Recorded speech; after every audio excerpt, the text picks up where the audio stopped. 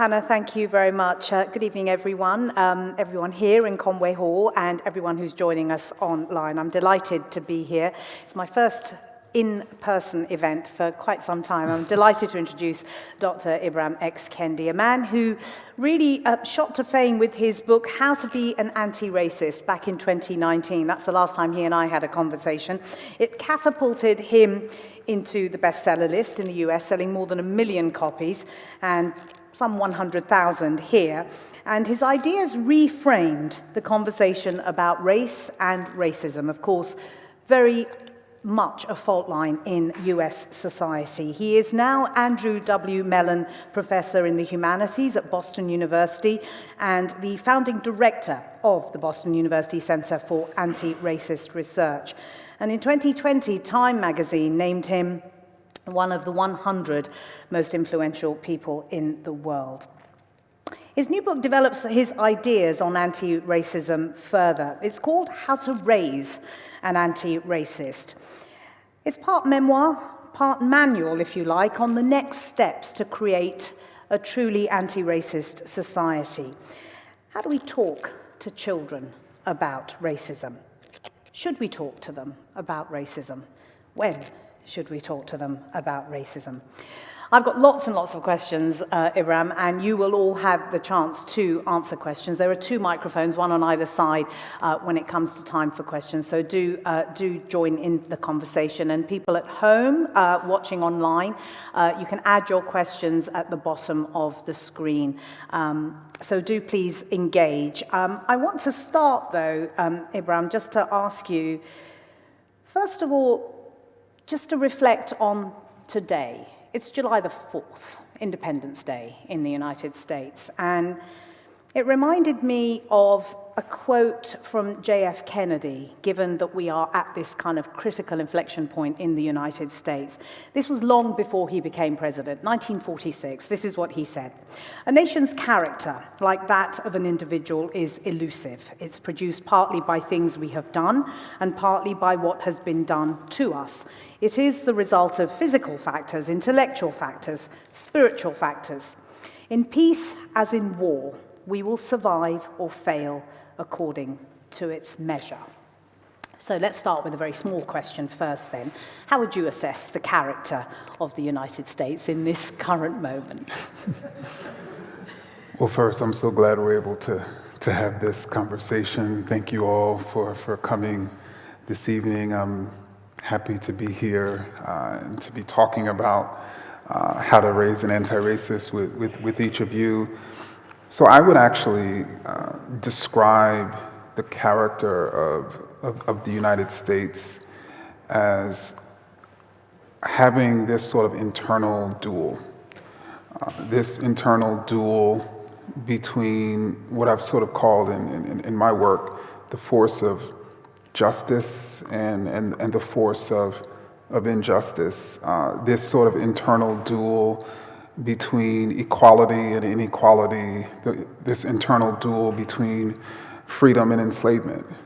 And whether you want to think about 1776 or you want to think about even in 2022, you can recognize and see how the forces of both are in many ways organizing, are in positions of power, have agency, and are really sort of at war for really the heart of this nation. I don't think the United States has a single soul.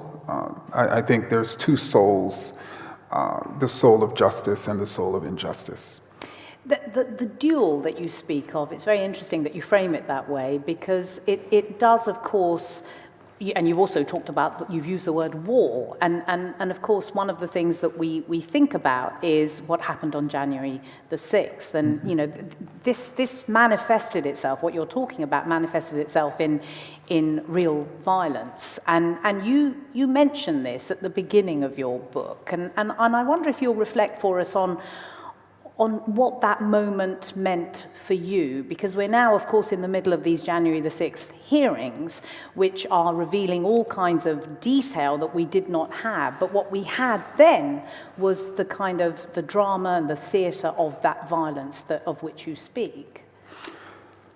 So, I mean, when we think of January 6th, we can think of an insurrection that was led and propelled by elected officials, as well as people who led organizations that in both cases were committed to white supremacy.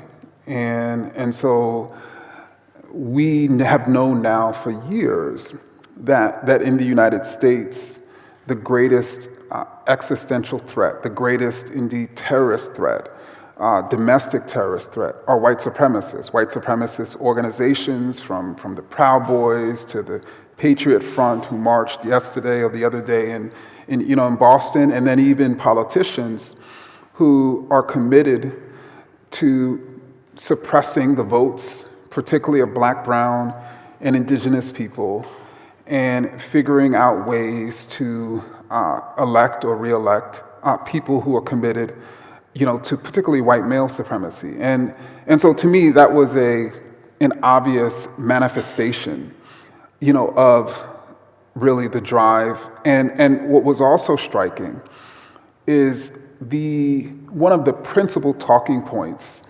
of white supremacists in the United States and even, in Europe is this idea that white people are under attack, is this idea that white people are being replaced, is this idea that white people had elections stolen from them.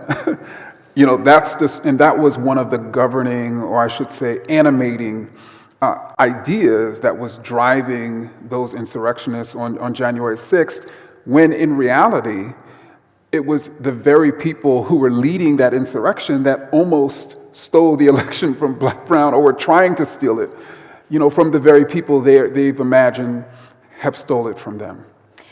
In many ways, you can argue that this new book is informed by the bigger argument that you've just outlined, that there is an attempt in your book to try and give us a guide to how things can shift in society. And so let's go back to the beginning of the impulse for writing the book, because you mentioned the white supremacists on January the 6th in the opening of the book, but the opening of the book is very, very personal. It's to do with your family. So just talk us through the impulse of writing the book for you and for your family.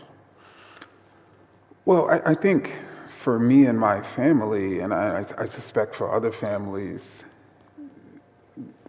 the research allowed me to see that there's a major sort of crisis that we are neglecting and ignoring.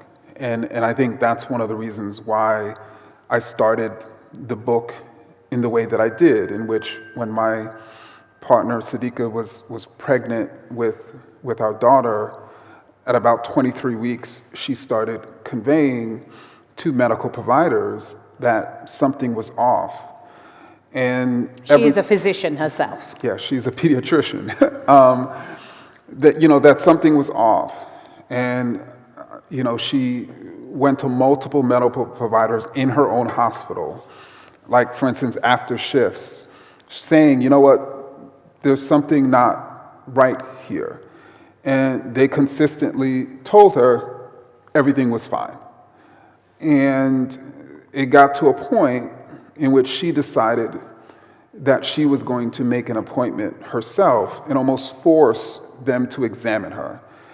And when they did, they found that she was dilated quite a bit. And actually, she had literally run up the stairs because she wasn't working out that day and decided I was going to sort of run up the stairs to the clinic. And after they saw that how much she was dilated, they wouldn't even let her lift her up. She wouldn't even let her sit up from the bed because they suspected that the baby was coming, and this was about 24 weeks. And 6 out of 10 babies in the United States die if they are born at 24 weeks. And so because she insisted on ensuring that everything was okay, and even indeed protecting, our baby, she created a situation in which she was ultimately able to go on bed rest for 5 or so weeks, and then our daughter Imani was born at about 29 and a half weeks, which gave her a chance, much greater chance, at survival. And that in a way becomes the metaphor for the book, in which in societies today, the very people who are the most vulnerable to racist messages, the very people who are even being harmed by racist policies, are the very people we're completely neglecting and refusing to engage with them about it. And as a result, I'm asking parents, I'm asking teachers and other caregivers to be very aggressive about ensuring that their children, that their students are protected, so that we can save this generation from being raised in the way that we were. I mean, what's really interesting in the middle of that very personal story, and you do it throughout the book, is that you acknowledge and admit your own vulnerability and exposure to racist ideas, growing up in a family that actually protected you in all kinds of ways from racism throughout your education, but that you acknowledge that you are, perhaps victim is the wrong word, but that you are part of that's part of the reason why you want to really unpack this. So just explain why you feel that that's important, that you are including yourself in all of this, because it changes the tone in which you're presenting the arguments, I think. Sure. So the book is How to Raise an Anti-Racist is structured according to the developmental level of children. So it literally starts in pregnancy through that story I just described, and then the next chapter is on newborns, and ultimately, toddlers and preschoolers and elementary schoolers, and all the way up till, our kids are teenagers.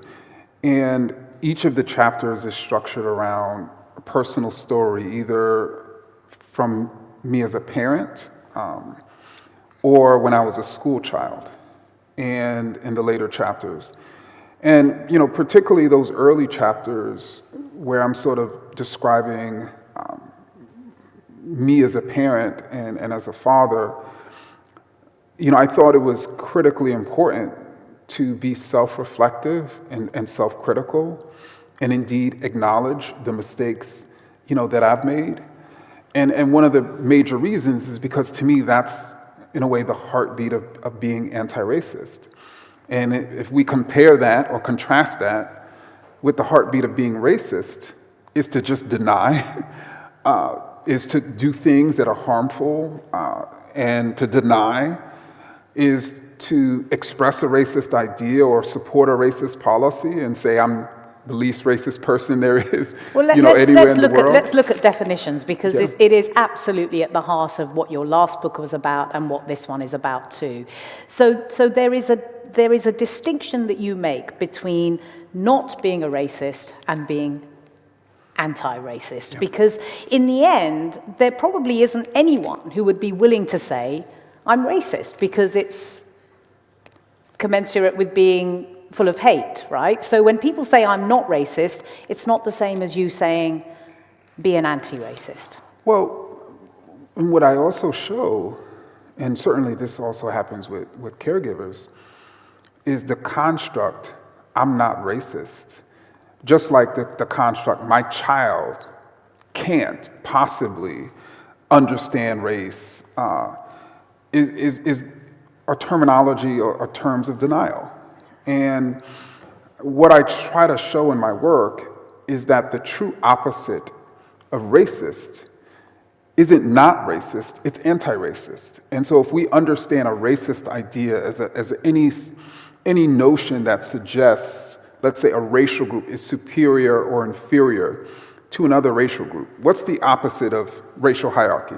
It's a notion of racial equality, that the racial groups are equals. If a racist policy is any measure that is leading to or maintaining racial inequity or injustice between racial groups, what's the opposite of that? A policy that's leading to equity, and justice. And if a person who is racist is constantly saying, I'm not racist, every single time they express a racist idea or support a racist policy, what's the opposite of that?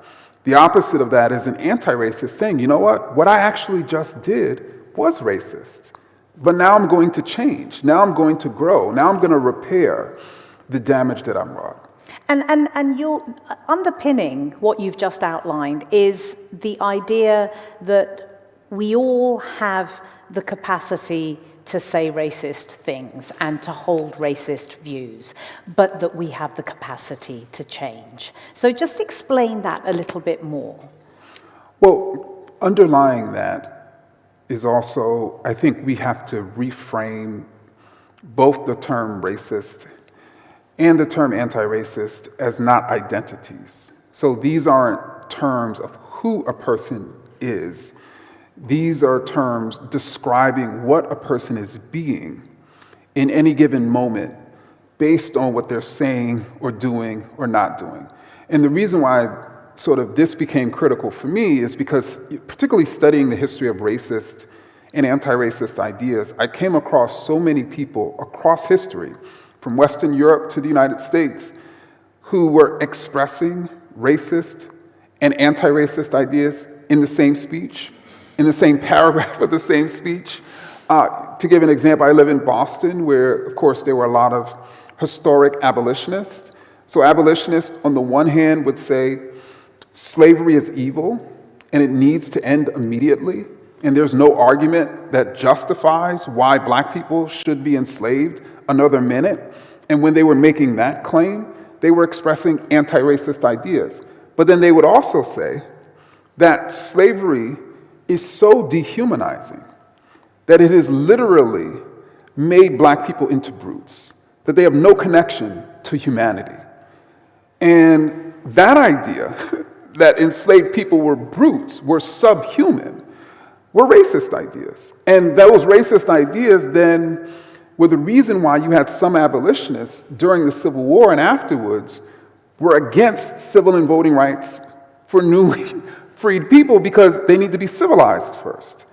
And so when I realized you had people expressing both ideas, how can you call them essentially racist or anti-racist? How could you say that's who they are? But what you can say is when a person is expressing opposition to slavery, they're being anti-racist. When they're claiming that enslaved people are subhuman brutes, they're being racist. And the reason why this is also critical to your question is because what it means is that people have the capacity to change, right? So the abolitionist can start to realize that when they're making the case that slavery isn't dehumanizing, that is not just dehumanizing, but it has literally made Black people into brutes, that they're expressing an idea that's actually reinforcing the very institution that they're opposing.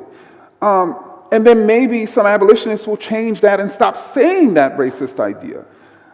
But it also critical as it relates to children, because it allows us to recognize that the way in which people internalize racist ideas is through the environment that they're raised in. And so we're just not going to assume that somebody is too young if they're being born and raised in the same environment, hearing the same messages that we are. And indeed, at least in the United States, scholars have found that by 3 years old, our kids have an adult-like conception of race. They're already, by 3 years old, attaching skin color to behavioral qualities like smartness, like cleanliness, and like honesty. And just explain a little bit more about that research, because those sections in the book that are underpinned by research having been done some time ago, but also contemporary research, suggests actually quite shocking revelations for all of us, whether we're parents or not. And clearly it's also creating controversy in the United States, because there is an argument made almost entirely by people who are determined to exist in that camp where they say, I don't see the color of people's skin, which is another category altogether, that this is crazy to say that a child recognizes difference in that way. So just explain a little bit more about that research. I mean, unfortunately, there was a time when scientists proved to us that the earth was round. And many people thought that they were crazy because we're walking on a flat surface. How could the earth be round? I mention that because it doesn't really matter to me how it sounds to people. What matters to me is the science itself. And, you not only have that study that I just sort of described, you have studies that show that babies start to see and understand skin color between 3 and 9 months. You also have studies that find that babies, if they're being raised in a homogeneous environment, are more likely to have a preference for a particular skin color, while babies who are being raised around a more heterogeneous environment are more likely to not do that. You have baby studies that are finding that. You have studies that are finding that by 5 years old, the majority of white young people have what's called white bias, in which they're preferencing, particular people with white skin. And so I think for many people, the question is, how could this happen? These kids are so young. How could they already be thinking this way? And people have this perspective that these ideas, that these racist ideas are so sophisticated. How could a young child understand something like dark is bad? That's just too sophisticated, apparently. How could an extremely young child understand light is pretty? That must be too sophisticated for a 2-year-old to understand. But if they're constantly, but it's actually not, right? The reason why these ideas have spread across time, have spread across the world, and are still with us is because they're so simple. And one of the ways in which it happens with very young children, I mentioned environment. Think about let's take a white child, and that white child is brought home to a homogeneous, predominantly white neighborhood, and let's say almost all the books that are read to that child have white faces, and let's say if pretty much all the media that white child is seeing on TV are white. And let's say all the people, almost, that the parents are bringing to the home, meaning these are the people we value, have white faces. And then let's say as that child starts walking and the parent is walking by a black person, that child sees their parent get scared. And then let's say, that child goes to the library or goes to school, and everyone who is being taught to him as great are white. All of these messages about white superiority are being taught directly and indirectly to this child. And no one else is counteracting those ideas. And so these are very simple ideas. If you put a child or a person in an environment in which you're constantly saying this particular skin color is primary and good, what else is that child going to think by the time they're 5 or 7 years old? I mean, one of the things that you make, the points that you make again and again in the book, is that it is valuable to white children to be in a mixed, diverse society, that this isn't something, the way in which you can change society is by exposing everybody to lots of different ways of both being and seeing lots of different kinds of people too. I mean, I wonder what you would then say to all of those people in the United States, and there are increasingly millions of them, who will argue against you that somehow you are impugning the innocence of their children? And we're talking about white people on the whole who say this, not exclusively, but predominantly. Well, typically those folks do not think that they're impugning the innocence and joy of their children when their children start walking, and they are very deliberate in teaching their children to look both ways before they cross the street. And they tell that child, because those cars, you know what, they could hit you, they can harm you. So it's critically important for you to look both ways. People don't imagine that as impugning the innocence, and joy of that child. They recognize, you know what, I want my child to be protected. This child is now walking. I'm going to be walking with them. At any point, they can just dash away from my arm. I want them to know that it is not a good thing to just run in the street. People don't even consider that to be impugning the innocence of their child because they recognize those streets as dangerous. And I think that's one of the reasons why throughout the book, I tried to describe the street, the racial street, that our children are walking in which they can be hit by cars. But these cars are these messages that there's something wrong with them because of the color of their skin, or in the case of white children, that there's something special about them because of the color of their skin. And so it's critically important, I think, for white children to learn that they are special when they're kind, right? They're special when they're share, but they're not special because they're white.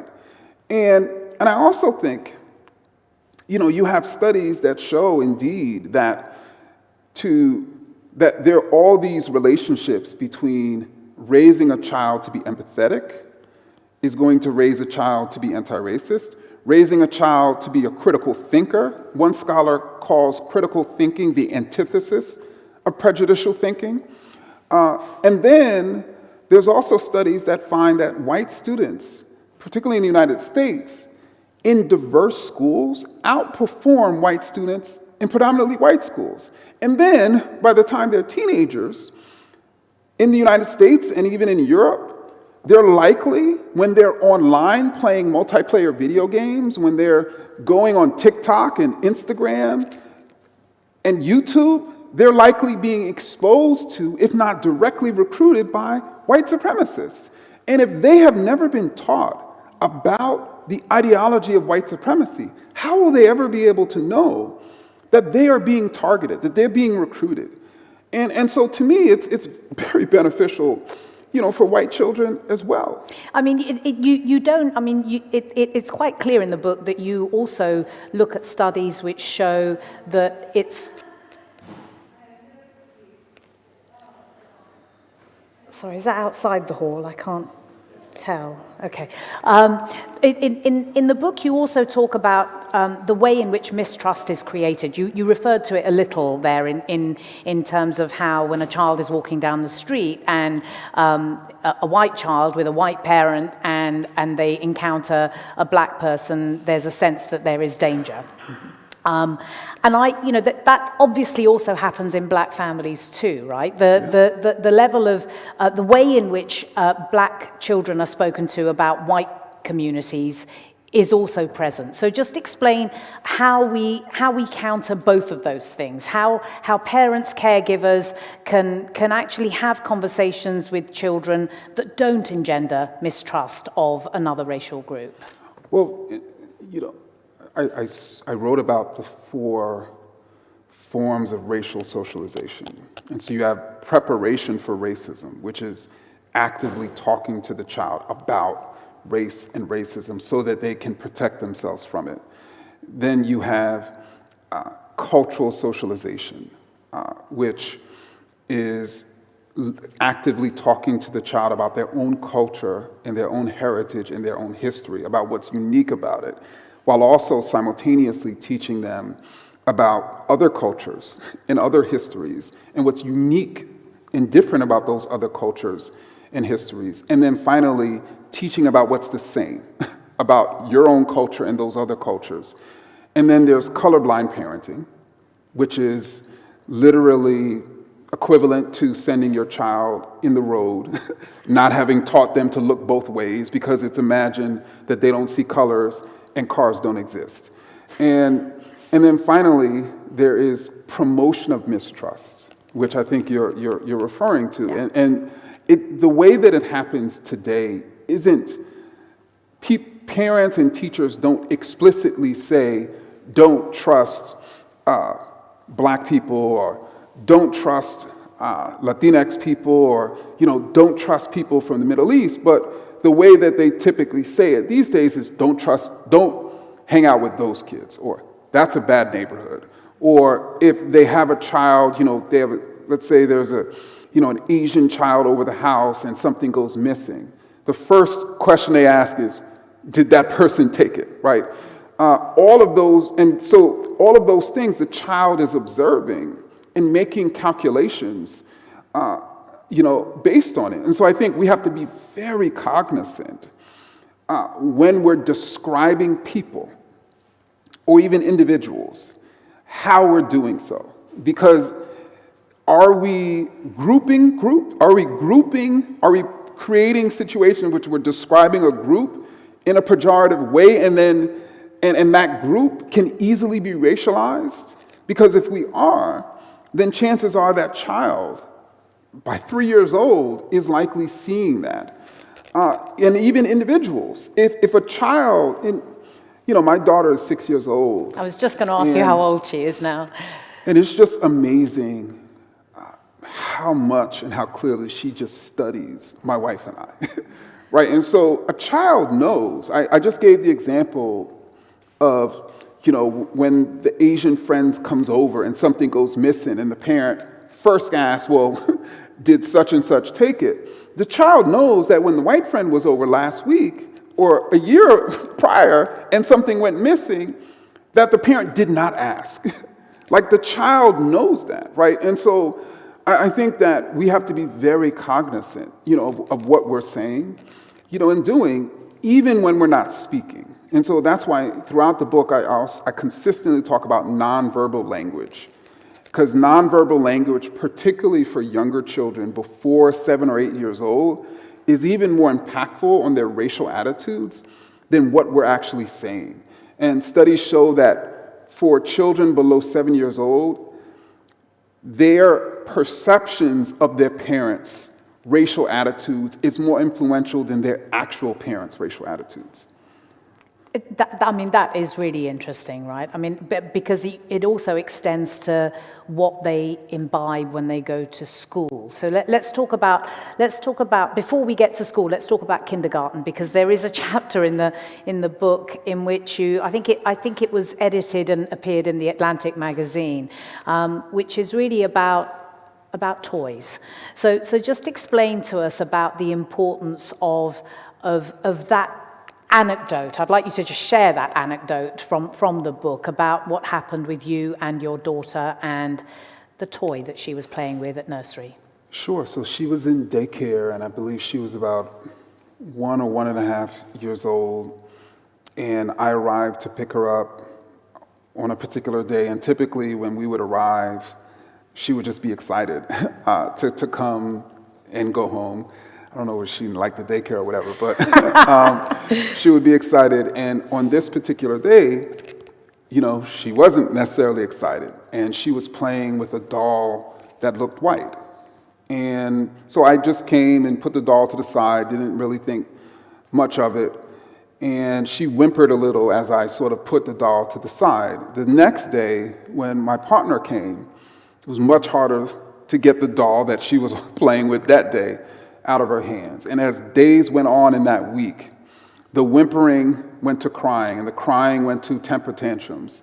And by the 5th day, we decided to go together, my wife and I, and we knew or hoped that when we typically go and pick her up together, she gets really excited. So on this day, she did, and so she put the doll to the side and ran up, to hug us. And so we feel like we finally defeated the doll. But so after that, I should say throughout the week, we were like, what's going on here? Like, is she attached to the doll, or is she attached to the doll's whiteness? And that's what we did not know. And you know, particularly being a scholar of African American history, one of the most consequential studies in African American history was what's called the doll test by Mamie and Kenneth Clark, that they conducted in the early 1940s, in which they put these white dolls and a doll that looked white and a doll that looked black before black kids, and basically asked the kids, which doll do you prefer? Which doll is beautiful? Which doll is nice? And for each of these questions, the black kids preferred the white doll. And it was a critical study that helped in the Brown v. Board of Education decision. So I was like, does my daughter prefer the white doll? Does she consider that doll to be beautiful? Does she not consider dolls that look like her to be beautiful? So we were trying to figure out what was going on. So by the 5th day, after we hugged her, I actually went looking around the daycare and came upon the toy box. And I realized that all of the dolls were white, that she didn't even have another option to play with. There was no dolls that looked like her or anyone else. And so it was a lesson to me, because my first thought was, I actually feel like I failed the doll test. That when we took her to that daycare, we did not look to see whether it had toys that looked like her and other people, a diverse set of toys. And as a result, when she started playing with that white doll, we thought that there could be something wrong with her, when in reality, there was something wrong with the environment that we decided to put her in. Let's talk. You mentioned Brown versus the Board of Education, which of course was absolutely seminal piece of legislation that was overturned. So for those who don't know, the separate but equal notion was decided. It was unconstitutional, which basically resulted in what we now see in education. But I'm wondering what you think about whether it actually did work, because clearly all kinds of structural issues in the United States have resulted in a different kind of segregation, whether it's segregation because of people's capacity to afford houses in where there are good schools and so on. So I wonder what you think is the legacy of that particular act, because when the Supreme Court decided that it was unconstitutional, everything did change, but a lot of things didn't change and continue not to have changed. So there are many legacies, but one that I would share is that the decision itself, Chief Justice Earl Warren made the case that segregated schools were unconstitutional because they, quote, retard the intellectual development of black children, even though the scholars, including the Clarks, talked about how segregated schools were harmful to both black and white children. And so what happened then as a result of that analysis by the court, or I should say that position, was it reinforced the idea that the predominantly white school was beneficial for the white child, and the predominantly black school was harmful for the black child. And the predominantly white school was also beneficial for the black child. And so it created this almost one-way, largely move of moving apparently black children and ultimately became really children of color, out of these apparently inferior schools to the superior predominantly white schools. And so that's one of the reasons why in the text, in How to Raise an Antiracist, I had a whole chapter really describing how all this research is showing that these predominantly almost all white spaces are actually harmful for white children. But the parents and elected officials and teachers actually believe the opposite.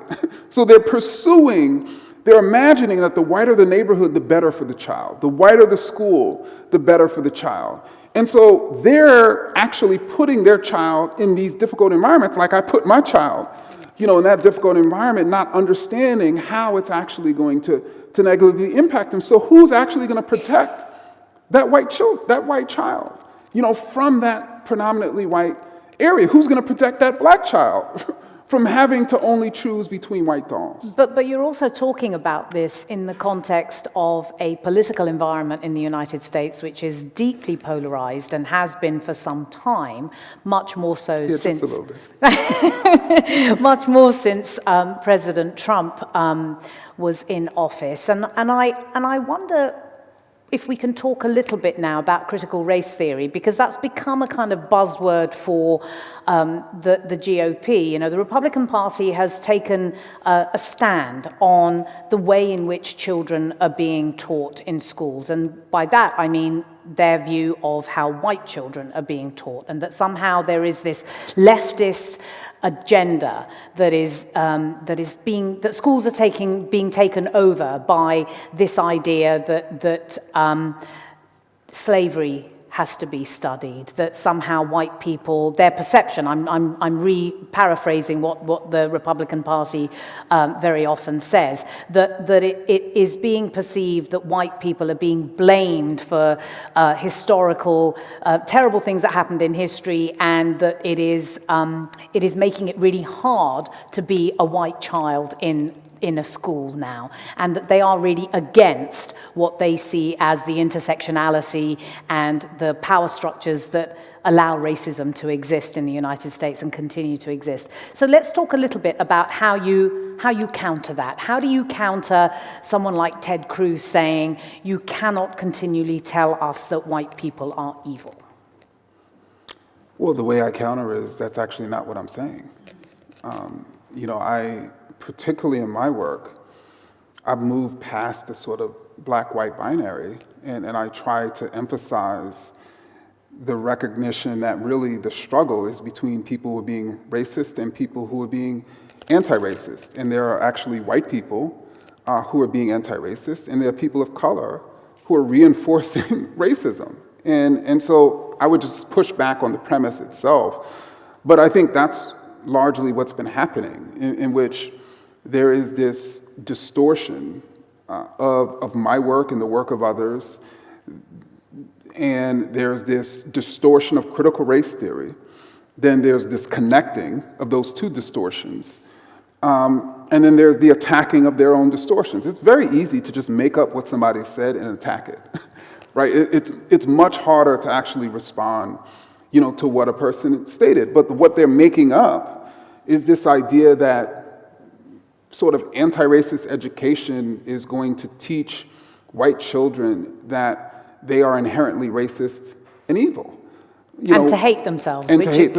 Which I'm not sure where they got that from. I mean, to me, an effective form of anti-racist education is going to teach white children about racism, and it's going to teach them about all the different people, including white people, who have actually challenged racism. So for me, I would want those white children to learn about white people in history who have challenged racism, just as I'd want them to understand that there were white people in history who reinforced racism.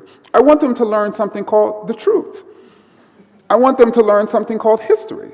But unfortunately, there are many elected officials and many people in powerful positions who recognize that if their constituents, and especially if children learn about the truth of American history, if they start to understand the ideology and the practices of enslavers, then they'll be able to directly connect enslavers who were the major champions of forced birth to the people who are the major champions of forced birth today.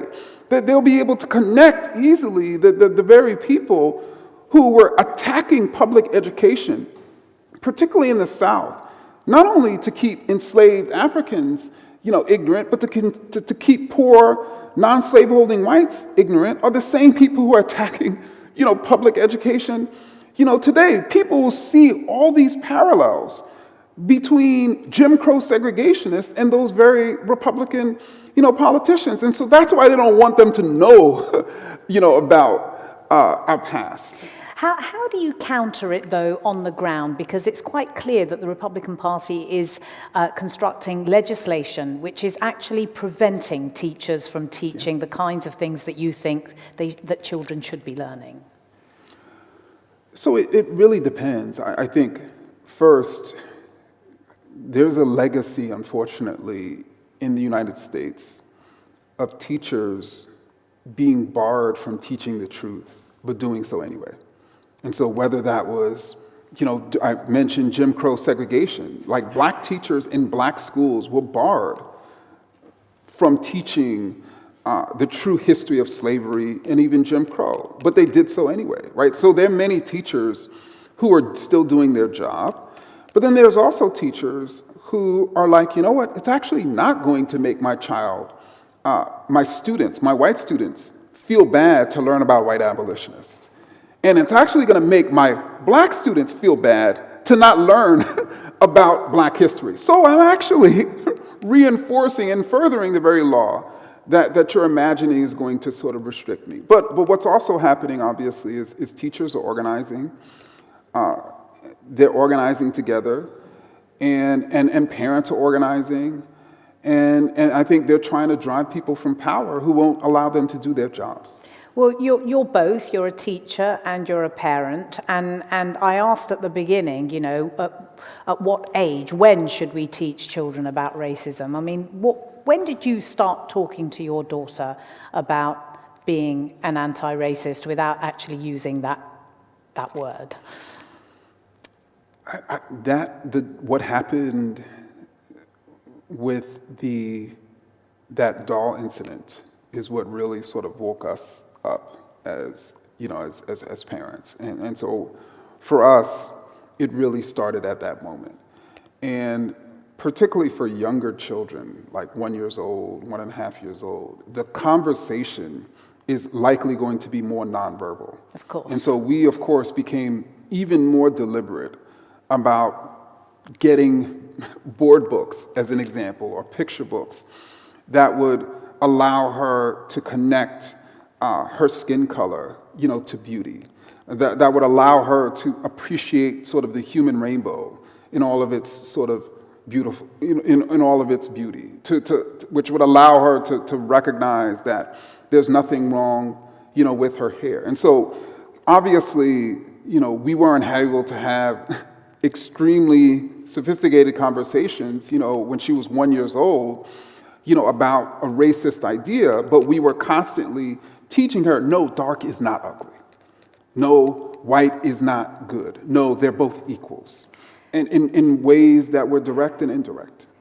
Does it shock you that you have to do that, given that, we talk about the importance of learning history? In the 1960s in particular in America, the Black is Beautiful movement was very real. It wasn't like it didn't exist. I mean, it was there. I mean, what do you think has happened between that time and now, which feels as though the wheel has to be invented again?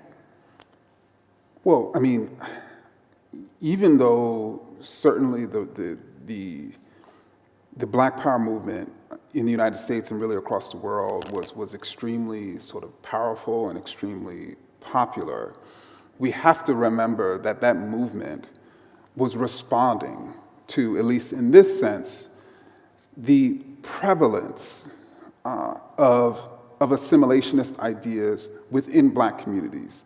So the whole idea of Black is beautiful was responding to the widespread idea that Black was ugly. And so you had the Black Power movement was largely a movement that was waged by younger people. And though, of course, there were many older people who were key sort of figureheads, but it was largely younger people, largely sort of baby boomers. And they were literally arguing against or pushing against ideas that were extremely widespread in the Black community, let alone, throughout the world. And And by the 1980s, some of those young people ascended into corporate America, ascended into politics, ascended into positions of power, and ascended from poverty into the middle class. All the while in the 70s and 80s, you had this sort of Reagan Revolution telling them that the reason why you were climbing up the ladder and those other black people were not was because you were working hard, was because you were smart. And some of those black power activists fell for that and fell for those ideas, such that by the 80s, they had started cutting their froze, and they had started moving away from their anti-racist ideas, or they had adopted this sort of double consciousness of anti-racist and assimilationist ideas. And then they started turning around and preaching to other black people that, you know what, you need to pick yourselves up by the bootstraps into the 1990s. And that's why the majority of members of the Congressional Black Caucus supported the 1994 crime bill. Imagine that there was this huge sort of crime issue in black communities as opposed to a huge poverty issue. And so I think we're still reeling, from that, within the black community, let alone within, non-black communities. And I just think anti-blackness is so deeply woven within the human consciousness, after, nearly 600 years of us being inundated with ideas that dark is ugly, dark is criminal, dark is bad.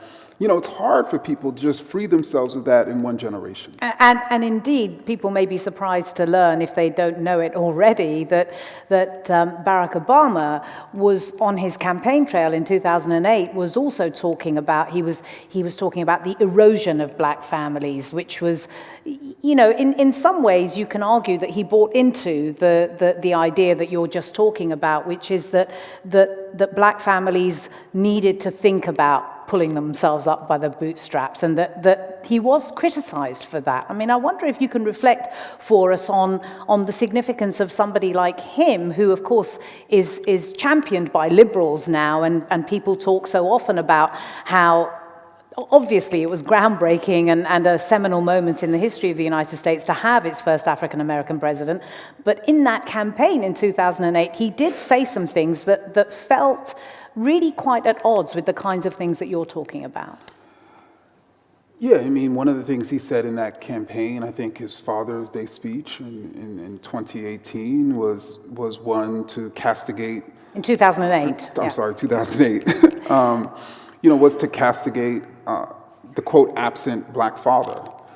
And that absent black father, of course, was ruining the black family. And indeed, the day after that, someone, I believe, wrote a piece in I believe it was Time, that actually showed some of the recent evidence that found that actually black fathers who are not living in the home are actually more likely to be in the child's life than any other racial group of fathers in the United States. And then there was also, that was part of really decades of sort of ideas that the black family was being broken because of this growing percentage of black children being born to single-parent households. And of course, Barack Obama, was raised in a single-parent household. And so the belief was either there was something wrong with the black mother or there was something wrong with the father. And so basically different people attacked different groups. But in reality, what was actually happening was not that there were more children being born to single-parent households, but there was a growing percentage. And there's only two explanations for why a growing percentage. Either more single black women are having more children, or married black women are having less children. And what studies have found, it was the second one. That beginning in the 1970s and 1980s, married black women started having less and less children, while the number of children being born to single black women were pretty much remaining stagnant. Now, what was happening in the 70s and 80s that would cause black women to start having less children? Did they actually take the women's movement seriously? Maybe it was a good thing that they actually became serious about about their reproductive standing and about, ascending. And so, but instead, black women were vilified. And black family was vilified and have been vilified ever since. And I think he was, of course, expressing that. And so people don't know whether he was just saying that to win over white liberals or white moderates, or whether he was saying that based on his own personal experience, or because he was mistaken because he didn't know the evidence. It's hard to sort of know. But I think there's this consistent and constant implication, or to essentially blame the people, as opposed to looking deeper and recognizing that the real issue is power and policy. And in a way, one of the things that you talk about in the book is how you explain it to a child is by talking about bad rules as opposed to bad people. I want to just ask you just one final question before we open it up to the floor, because I think about this often. When a lot of people say that, that Trump would not have emerged had Obama not been president, that there is a direct connection between the country's first African-American president and the rise of a figure such as Trump, and also the shifting of the way in which the Republican Party is now seen. And I often think about this. If Barack Obama's white mother from Kansas was alive when he became president, and you talk about messaging all the time, I wonder what difference that might have made to the way in which people perceive the history of the United States, that if she had been up there on that when he was inaugurated in 2009, that there might have been some shift or some recognition that this is a country of completely mixed people. I have no idea. But one thing I do know is that throughout his campaign,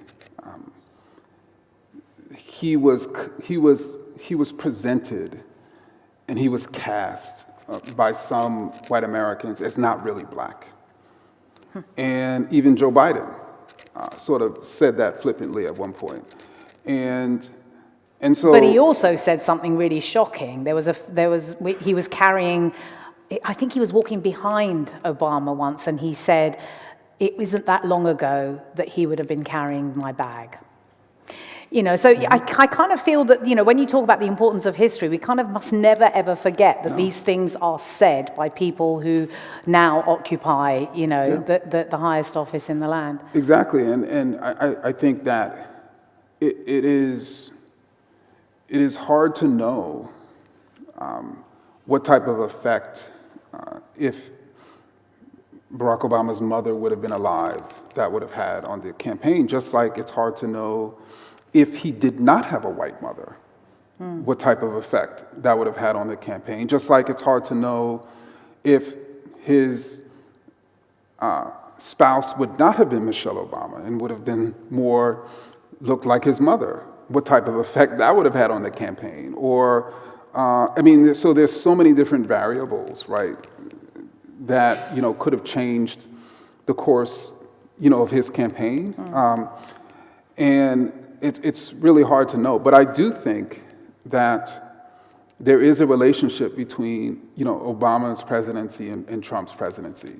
Because specifically, the Trump base, when we sort of study the people who were most fired up the earliest for Trump, these were white folks who were the most likely to believe that white people are the primary victims of racism.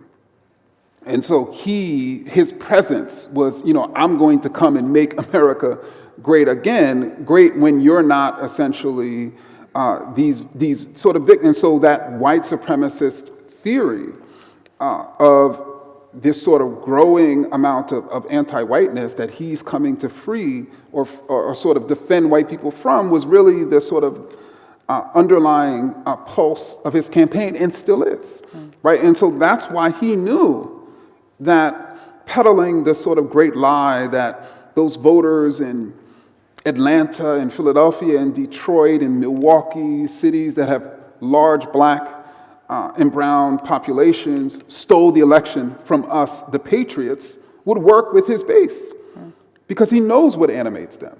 Yeah. Okay, I've got lots more questions, but we're going to open it up to the floor. So if you have a question, please come and stand. There is a microphone there, and there is a microphone there, and do not be shy. I've got lots of questions here from people who have written things from those online, so come along. Who's going to be first? Excellent. Tell us your name if you'd like to. You don't have to, but shoot. Okay. I'm Ojida from Mulberry School for Girls, and I was wondering, how far do you think the impact of social media on on racism in general, how far do you think it's impacted the perception of the stereotypes you talked about in your book?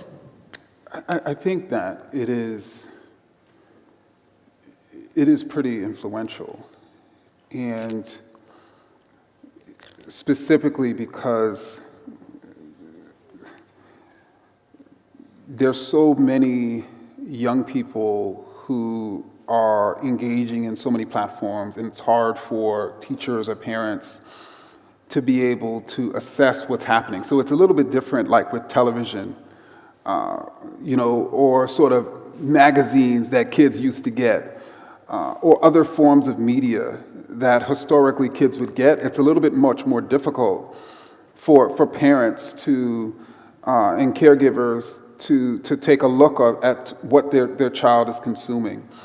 And I think because of that, particularly white supremacists have taken advantage of that. And one of the ways in which they actually are utilizing social media is through just the mass spreading of actual memes and funny memes.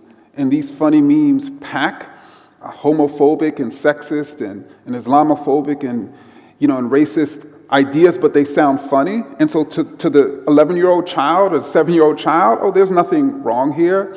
But indeed, it was purposefully sort of crafted with those means, to harm people, conceptually. And so, I think that, social media is a very, it's the primary recruiting ground right now for white supremacists.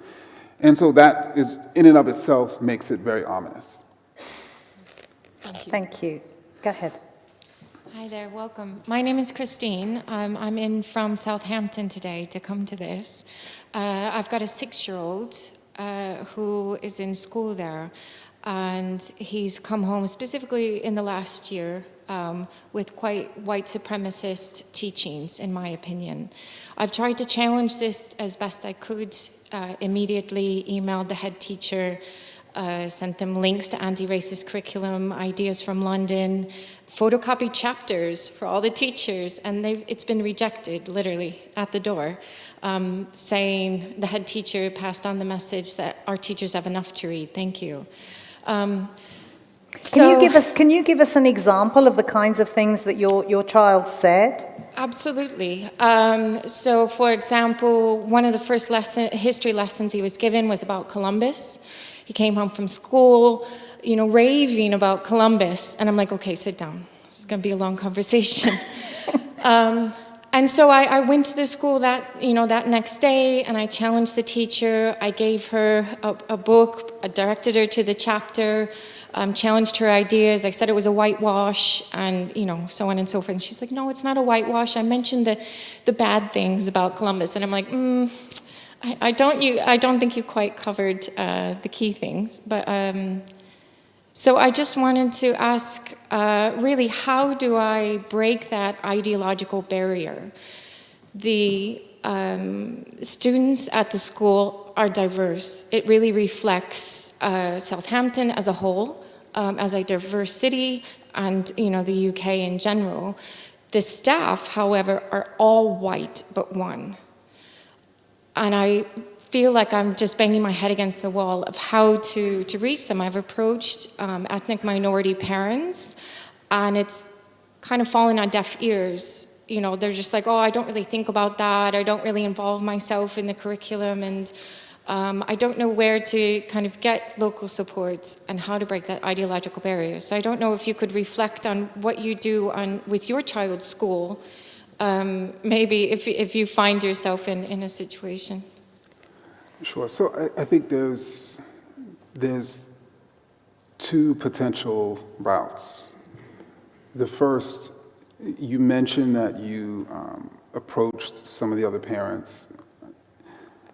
I mean, that's sort of one route, is you really have to organize other parents who may be feeling the way that you're feeling within the school or even outside of the school.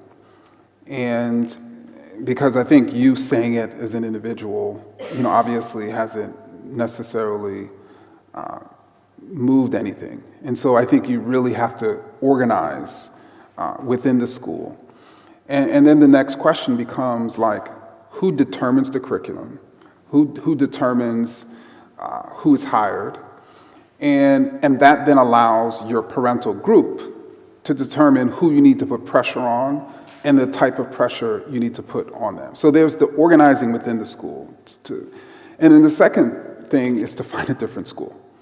And really, those are the two sort of options. Your parents did it time and again, didn't they? My parents constantly just took me out of schools. I went to 8 schools, during my K through 12 years. And one of the things I write about in the book is I think at times they should have organized and sought to change those schools. And so that's probably what I would suggest. But I think you have to find other parents who are experiencing similar things, because that's really what's going to give you power. Okay, I'm going to take a couple of questions from the audience online. Some parents worry that teaching young children about race can be confusing for them and lead them to think that they can't be friends with children of another race. How do you avoid that? Well, yeah, if you teach a child when you're talking about race that black people are bad, then they may not want to be friends with black people. But I'm hoping that when we're talking to kids about race, we're actually counteracting that idea, which then will open them up to actually having friendships. Indeed, I believe there was one study that found that preschool children, and I think the study looked at black and white children, they found that those children would like to have a friend of another race, but have chosen not to because they perceive their parents as being opposed to it. I'm going to take one more from online before we go back into the room. You've argued that teachers have a duty to learn about the different cultures of the students they teach. Isn't the job of a good school to create its own ethos and impart that to its students rather than the other way around? Well, when I say culture, I'm not. When we think about culture, there's certainly every school is going to develop its own culture. But when I say culture, I'm talking about, the culture of Jamaicans who live in London, the cultures of people from India, the cultures of people who historically have been here, the cultures of all the different groups. That's the reason why it's important to learn about those cultures, is because the child is learning the material through those cultural eyes. And to just assume that every child is looking at you from the same glasses, and you can just use the same examples that aren't necessarily nurtured or relevant to a particular student, you're going to put certain students at a disadvantage. Gentleman over there. Thank you. We've understandably spent quite a lot of time on America tonight, and I was just wondering, I don't know how much time you spent here, but what's been your impression of the UK, and are there any teachings that are perhaps more applicable or less applicable comparing in the US to the UK here? So one of the reasons why in the United States we're actually able to have a pretty robust discussion about racism is because there is collection of racial data. Last I checked, in this country, you're not able to collect racial data. And there's this perception, political perception, that somehow the collection of racial data is racist in and of itself, when in reality, how could you even know that racial disparities exist in England if there's no collection of racial data? So what I'm finding here is there are people who imagine that racism doesn't exist, but you can't actually disprove that because you don't have the racial data that would actually allow that to be shown. And so that's one of the things that I'm finding, particularly in Western Europe, that there is this perception that the racist country is the United States and that these countries are not racist. And you know, my consistent response to that is, well, then collect racial data and show it. And so I'm just shocked, you know, that in 2022, you know, as diverse as many of these nations are, that there isn't the collection of racial data. The kind of racial data that you're talking about, just be a bit more specific about that, because there certainly is a huge amount of data that suggests all kinds of things, which I'm sure, you know, everyone in this audience is aware of. What specifically are you talking about? Well, and I guess the question is, are those data sets collected officially by the government? Right, okay. And so that's specifically what I'm talking. I think, you know, certainly yes, scholars, so there are institutes that do all kinds of things, yeah. And so, but what oftentimes happens, because, you know, and even in reading those data sets, that they're oftentimes limited, right? And so I think that the more robust the data set, the more robust conclusions you can draw. And so that's why it's so critical for governments, you know, in particular, to be collecting racial. And what happened in the United States was fascinating. In March of 2020, I don't know if this happened here, but in March of 2020 in the United States, when, of course, COVID was emerging, what was also emerging was this idea that it was the great equalizer. Like, people were imagining it's the great equalizer. Why did they imagine that? Because we didn't have any racial data. So by April of 2020, the racial data, these racial data sets finally started coming in, and then we saw that Black, brown, and indigenous people were dying at disproportionately high rates, and suddenly nobody wanted to talk about the great equalizer anymore. But it's very easy to imagine a nation as equal when you refuse to collect, you know, racial demographic data. I mean, that was certainly the trend in this country too, and I wouldn't be surprised if it was the case in other places too. Thank you. The gentleman here. Vinnie Tomlinson, I've come from Liverpool for this evening, which is further than Southampton. Just on data, there's loads of data. I mean, I say we live in a racist country with data that overwhelmingly proves that, but that's not the point I'm going to make. Just touching on social media, what you spoke about before, I think social media does far more harm than good, and I think you sort of alluded to that kind of view. Maybe I'm wrong. I think people find echo chambers, irrespective of what their views are, and sort of reinforce them. And this journey of where we learn racism or we learn a particular prejudice and then we want to unlearn it, I don't think social media is conducive to it at all. It lacks nuance, there's a lot of brevity.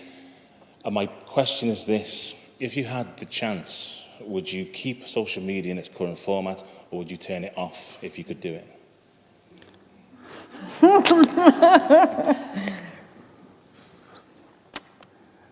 So the reason why I lowered my head is because, you know, social media has been used by organizers. You know, it has been used to educate people in particular types of ways. But I think in the aggregate, you know, I probably would eliminate social media if I had the power to. But I wouldn't do that in isolation. So, you know, for me, I think that one of the things that is sort of causing people to desire social media is by how socially divided we are, is by how over the sort of, particularly over the last century, if not the last few decades, the ways in which people have become so isolated. And so that isolation has then created an environment in which people have demanded and desired something like social media.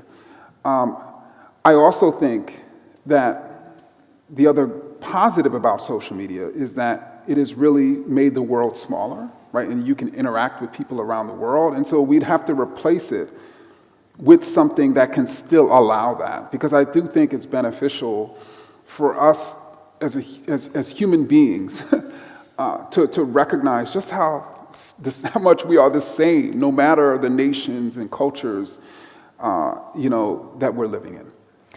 A question from somebody online. This is from Melanie. Can you talk a bit about acting white? Do you think it's a problem when black kids are ridiculed by their peers for adopting what they see as the culturally white values of working hard and striving for success? Do you think children should be taught that these are universal values? I mean, I think you referred to that earlier, but... So I think this sort of phenomenon of acting white is overly simplified when it's extremely complex. And I write about in the text, for instance, how black kids who are in what I call privileged classes are likely to believe that they are superior to black kids who are not in privileged classes.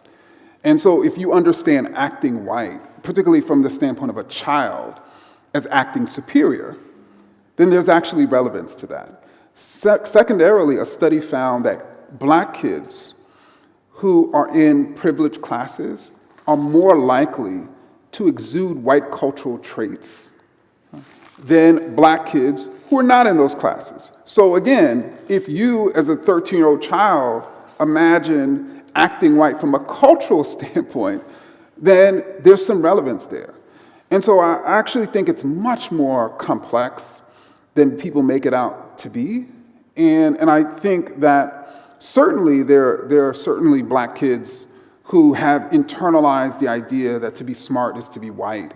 And they see a black kid who is smart, so they're imagining that kid, as white. But there are other black kids who have internalized these other ideas in those privileged spaces and are treating their fellow black kids in the ways white kids are treating them, and those kids are responding to that.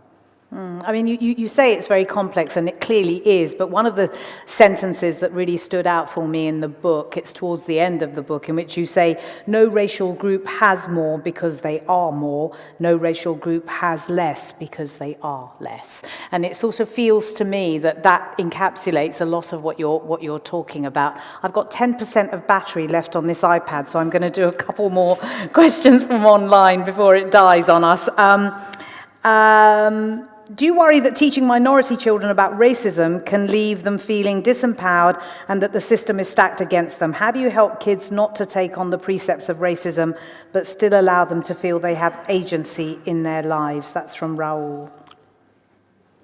So I think I'm happy that Raul asked that, because that is one of the major fears that particularly parents of color have who are raising kids of color, that, if I teach them about racism, then they may end up thinking that the odds are stacked against them, so they're not even going to try, right? However, again, that assumes that they're not going to be taught directly and indirectly that there's something wrong with them because of their skin color. So it almost assumes this neutrality, that I'm the only person that's going to talk to them about race. So therefore, I don't want to talk to them about race and racism because it's going to have this negative effect. But in the real world, they're going to be talking about race. In the real world, they're going to be told that there's something wrong with them. And in the real world, they're going to be constantly, particularly when they get older, victims of racist discrimination. And so when even as a 4-year-old child, studies are showing that, 4-year-old children are choosing who to play with based on skin color. Or obviously by 12 years old in the United States, black teenagers are reporting 5 instances of racist discrimination per day. So then when they experience this, how are they going to interpret what is happening to them? And what I write about in How to Raise is the way I interpreted what was happening to me was that these things were happening to me because there was something wrong with me. That's how I interpreted it. And that's how kids of color are going to interpret it if no one talks to them that this is happening to you because of racism. What's wrong is not you. What's wrong is what people are saying and doing to you. And so that's why it's so incredibly important, I think, for parents to explain to their children what is happening to them, if they're kids of color, and even white children, to explain to them, what's happening to them. Young lady there. I'm going to be a bit cheeky and ask 2 questions, but you can pick which one. Only if they're short, but also can you put the microphone down so it's closer to your mouth so we can all hear it? Thank you. Should have worn heels. But yeah, you mentioned earlier that it's important to sort of teach children at a young age against the messages taught to them about society, about racist ideologies, but it's important to do so without promoting mistrust. I wondered, how do you balance that line? So how do you go about teaching them these lessons without, doing that? And my second question... Let's have the answer to the first question first, so hold your thought. Sure. So let me give an example. My daughter, she has a book called Hair Love, which sort of teaches her, allows her to see the sort of beauty of kinky hair. She has a book about how differently shaped eyes are beautiful. It's about an Asian girl and an Asian mother. She has a book about called Where Are We From?, which is about Latinx sort of child, sort of asking the question, sort of where are they from, and sort of the explaining to the child that there's nothing wrong with you because you were born in another country.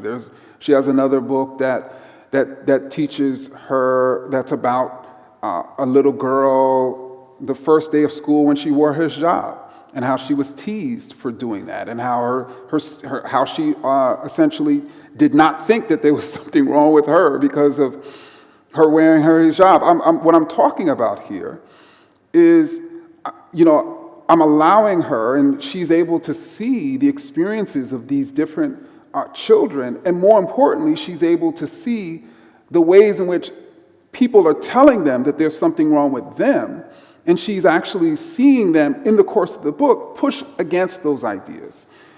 And so for me, she has to learn that, not only for her to learn that, her hair should be loved, but I don't want her one day thinking, if she has a classmate who's wearing her hijab, I don't want her joining in with those people who are teasing the child, or somebody who was born in Honduras. I don't want her, questioning the child where you're from. And so to me, it's actually quite simple. There are racist ideas that children have to understand what they are in order to ensure that they don't internalize them as good. And so you have to say, this is the idea and it's bad, right? Because the world is going to teach them that it's good. So just hold that second question, because this is going to die on me, and I want to put this question to you from South Africa, and I'm really hoping I'm going to pronounce this person's name correctly. Samukelo Hlatshweo. They're watching in a group from South Africa. Hello. How can your ideas apply in recently post-apartheid South Africa? Just a very small question. So, I mean, the United States imagines itself, after the election of Obama, imagine itself as post-racial. Just as in South Africa, there are some people who imagine that, once Nelson Mandela was freed from jail, suddenly sort of apartheid was over, because we went through this process of, that racist ideas don't exist anymore, that we're not living still in a dangerous society where it's imagined that darker people are inferior to quote, coloreds, and coloreds are inferior to white people, when indeed they are. Those ideas are still prevalent, in South Africa, and I think it's important to protect children, from those ideas by actively teaching them, again, that they're wrong. Back to your question, very quickly, briefly. Could you explain a little bit more what you meant about non-verbal lessons and how to teach them? Sure. So a nonverbal language is, I gave one example of you're walking down the street with your child and you come across, let's say, a black male, and you become scared, and your child can see that. You're talking to your child about who's dangerous. Even the racial makeup of your friends is nonverbal language. You're essentially telling your children who you value and who you don't. And actually, one study found that the racial attitudes of white children, I believe it was set in the United States, was more consistent with the number of interracial friends the white mother has than the racial attitudes of the mother. And so that's a form of, again, nonverbal language. For instance, if you are reading a child a book and there are characters of different skin colors, but you continue to put emphasis on the character that looks like you, not by saying, oh, you know what, that character is superior, but do you see what that character is doing? Isn't he nice? I mean, that's nonverbal language about who is valued and who should not be valued. Gentleman there. Thank you for being here. My question is about your experience educating white progressives about race specifically. You living in Boston as an academic. I'm thinking about white progressives who are well-meaning and who think of themselves as proud anti-racists, but who bristle at the thought of themselves holding racially problematic views. How do you reach them? Yeah. So I think, man, where do we even begin? So I think one of the things that I've tried to say to white progressives, directly and indirectly, is, you know, and I write about this, and I think we spoke about this earlier, that there were abolitionists who were being racist. You know, some of the most radical white Americans in history at times expressed racist ideas or supported racist policies. I also tried to convey, and so I showed them that history, that you're, just because you're a progressive, you know, doesn't make you immune. And that's why in my work, I actually don't use terms like the sort of racist right and the anti-racist left, because, you know, I show how there were people who were socialists, who were telling, you know, black people to leave your culture at the door, and who were imagining that capitalism wasn't racialized. And so therefore, they did not even have an analysis of the relationship between racism and capitalism. And so I also think it's important when I talk about racist as not being an identity. What that means is if you were to say, you know what, I'm a Democrat, so therefore I can't be racist, or, you know, I'm from England, so therefore I can't be racist, or I have a black friend, or I have a black child, or I have, you know, an Asian spouse. And so all of these are concepts of identity. And oftentimes white progressives imagine that because of their identity, because of where they live, because of who they're in relations with, that they, quote, can't be racist, just as you have people of color who say they can't be racist. And I'm just pushing back against that idea. We're running out of time, but since you're the last person standing, go ahead. Hi. I have two questions, but it kind of like interlocks. It's fine. Make them interlocked then. How far do you think racism has changed, and do you think racism has started to revert back to how it was? So what I've found is that racist ideas and racist policies have become more sophisticated over time. So one of the ways in which racist policies have become more sophisticated, and we were just talking about South Africa or even the United States or even parts of Europe, is just something as simple as the removal of racial language and the imaginary that the only policy that's racist is one that has racial language in it, and that you can have a whole host of policies that have the same racially unequal impact, but apparently because the policymaker did not say when they were passing the bill that they're intending to exclude, a particular racial group. It's imagined that it is not racist. So we're in a situation now in which it is rare for a policymaker to institute a policy that has racial language in it, and it's routine for policymakers who want to subjugate a particular racial group to knowingly not put racial language in it because they know that's the only way it's going to be conceived of as racist. And so that then gives carte blanche to all sorts of harmful policies because we refuse to focus on outcome, and we're so focused on the letter of the law and the intent. I think as it relates to racist ideas, they have become much more sophisticated over time.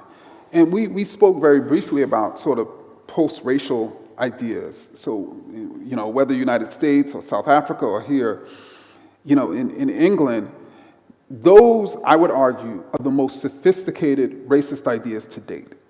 And the reason why they're so sophisticated is because what happens is when you tell a person that your nation is post-racial, which is to say racism doesn't exist, and in that nation, there are widespread racial disparities.